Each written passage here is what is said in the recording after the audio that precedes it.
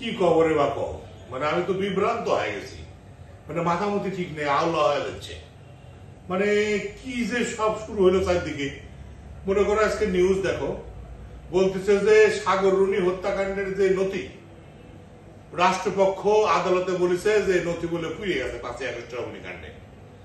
তারপরে আর একটা খবর যে ডিবির পক্ষ থেকে জানানো হয়েছে যে না, নথি পুড়ে যায়নি, দাবি করা হচ্ছে। তাহলে একই জায়গা মনে করো যে কিভাবে রাষ্ট্রপক্ষ, কিন্তু রাষ্ট্রপক্ষের কৌশলী মানে কি, তারা অ্যাডভোকেট বা মামলা পরিচালনার দায়িত্ব আছে, তারা বলেছে আদালতে যে হচ্ছে নথি পুড়িয়ে গেছে, আদালতে সাবমিট করেছে। আবার এদিকে ডিবির পক্ষ থেকে বলা হচ্ছে নথি পুড়েনি, 6 মাসের সময় দিচ্ছে আদালত আবার তাদেরকে। এখন ঘটনা হচ্ছে আমরা জনগণ তো প্রত্যেকটা জায়গা কিন্তু এরকম ভাবে বিভ্রান্ত হই। তাহলে কৌশলী, সরকারি কৌশলী সে আদালতের মতো জায়গা যদি ভুল তথ্য উপস্থাপন করে, তাহলে কি ধরনের ঘটনা ঘটতে পারে চিন্তা করো। এটি কিন্তু আইনের মাইক ব্যাস আছে, আবার অবমাননার ব্যাপার আছে। কি করতে কি হবে, নাটোরে একটা রায় আছে, মিথ্যা মামলা করে দায়ের জন্য কিন্তু তার বিরুদ্ধে গ্রেপ্তারি পরোয়ানা জারি আছে, মামলা হয়েছে। তাহলে সরকারি কৌশলী এটা কি সত্যি কথা হলো না ওই ডিবি অফিসার, ডিবির পক্ষ থেকে যেটা দাবি করা হচ্ছে এটা সত্যি? আমরা জনগণ সারা জীবন খালি পেঁয়াজের মধ্যে পড়ে আছে, পেঁয়াজ আর ছাড়িচ্ছে না। মানে যখন যে আসে লঙ্কা সেই হয় রাবণ, সবাই কয় আমরা ভালো, আমরা ভালো, আমরা ভালো, আমরা জনগণই হচ্ছে কালো। বিপদ দেখো এই যে তোমার দুদুক কসেসকে, যে বর্তমান সরকার হচ্ছে একটা সৎ সরকার, দুর্নীতিমুক্ত সরকার।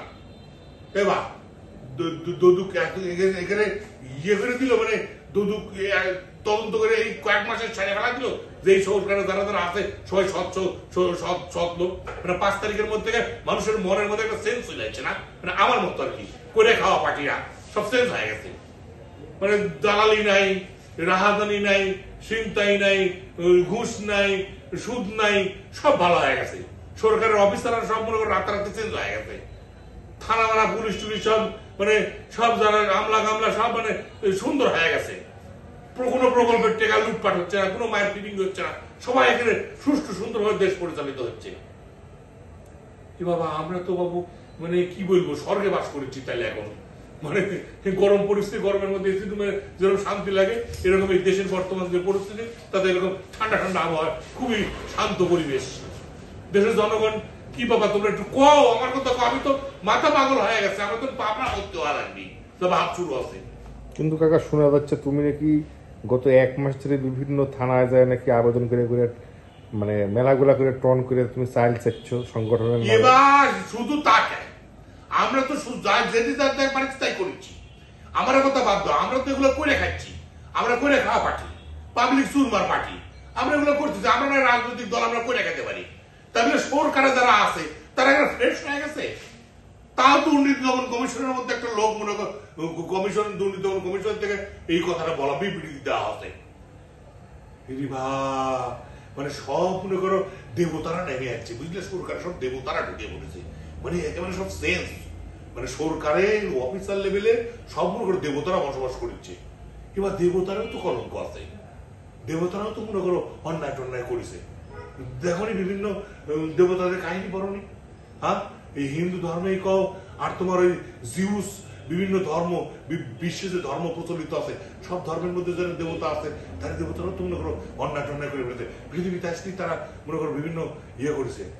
হ্যাঁ, জিউস আমার পৃথিবীর নিয়ম এসে সাথে প্রেম টেম করে সব কি সব কাণ্ড কারখানা করেছে।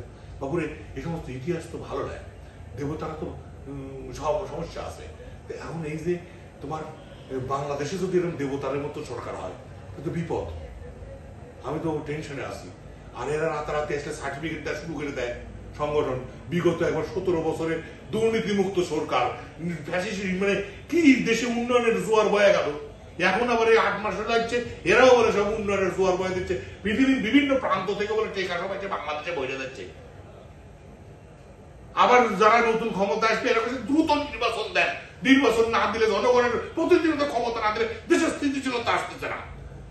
আমরা জনগণ বাবু কোন দিক যাবো? আর এটা কিন্তু একটা ফয়সলা করা লাগবে কোনটা সত্যি।